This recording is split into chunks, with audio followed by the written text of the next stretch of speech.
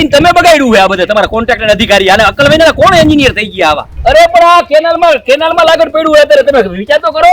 અઠવાડિયા પહેલા મીટિંગ કરી તો કાંઈ નથી કર્યું. તમે વિઝિટ લ્યો હરિપરથી હાદરુગંજ જોવો એટલે તમને રોય ઉકારો આવી જાય. પ્રજાના પૈસાનો દુરુપયોગ કરવાનો.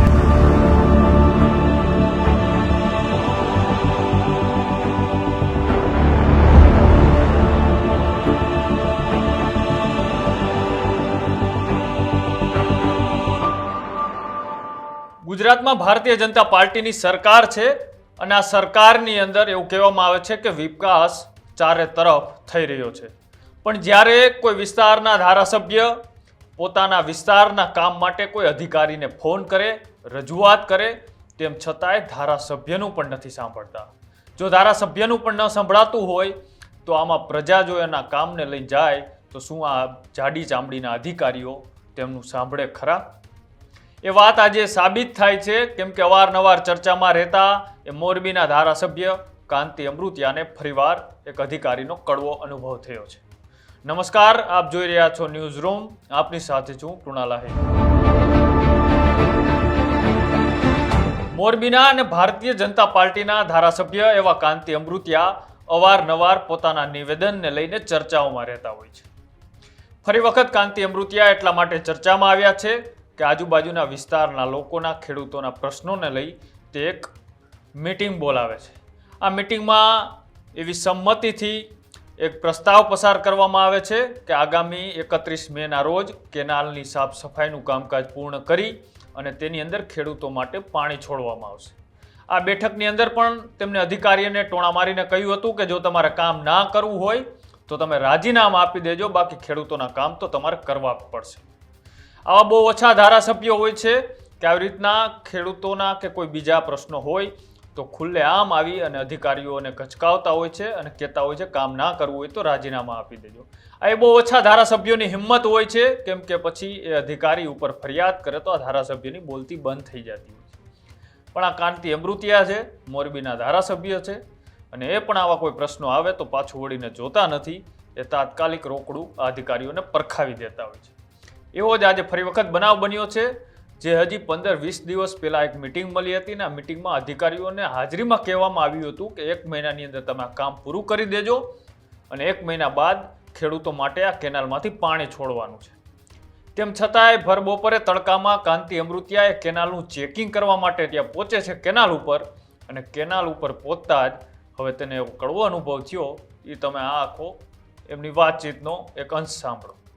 તોડીને મૂકી દીધું હોય 1.5 મહિના થયા સાહેબ. પ્રી મોન્સૂન નું ક્યાંથી પાણી દે?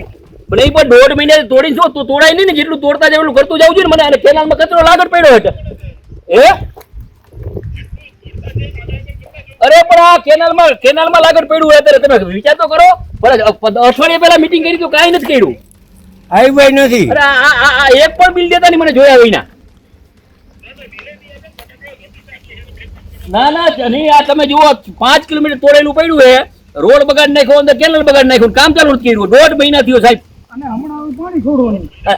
આ 1.5 મહિનો થયો, આજનું નહીં આવે. અને હમણાં પાણી છોડવાનું છે. હમણાં પાણી છોડવાનું.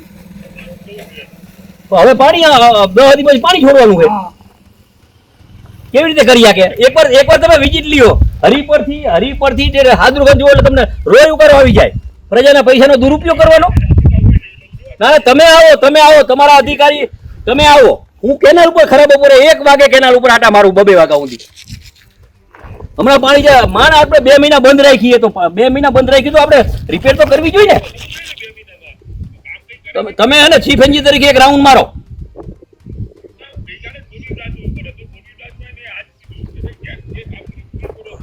ના 1.5 મહિના થયા અને આ તોડીને નાખ્યું બધું માથે અને અંદર ઢગલો પડ્યો, કચરો તોડેલું પડ્યું છે. અને આ બધું સાયફનમાં જાય સાહેબ, શું થાય મને કયો જોઈ?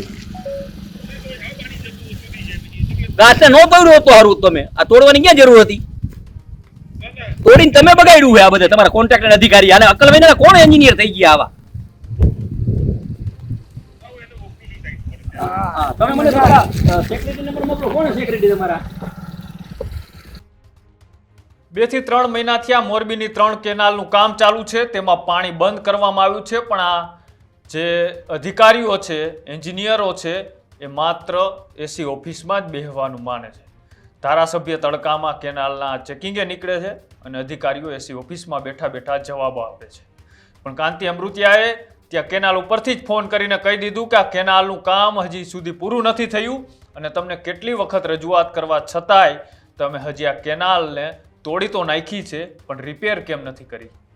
હવે ખેડૂતોને પાણીની જરૂરિયાત છે તેમ છતાંય તમે જો આ કામ ન કરવું હોય તો તમે નીકળી જાઓ અને તમે રાજીનામું આપી દો. આ ધારાસભ્ય અત્યારે ખૂબ ચર્ચામાં છે અને જે વાતચીત થઈ એ પણ અત્યારે ખૂબ ચર્ચામાં છે. આ કાંતિ અમૃતિયાના અંદાજને તમારે શું કહેવું છે અમારી કોમેન્ટ બોક્સની અંદર જણાવજો અને આવા જ અહેવાલો જોવા માટે અમારી યુટ્યુબ ચેનલ ન્યૂઝ રૂમ આજે જ લાઈક કરો, શેર કરો અને સબસ્ક્રાઇબ કરો. નમસ્કાર.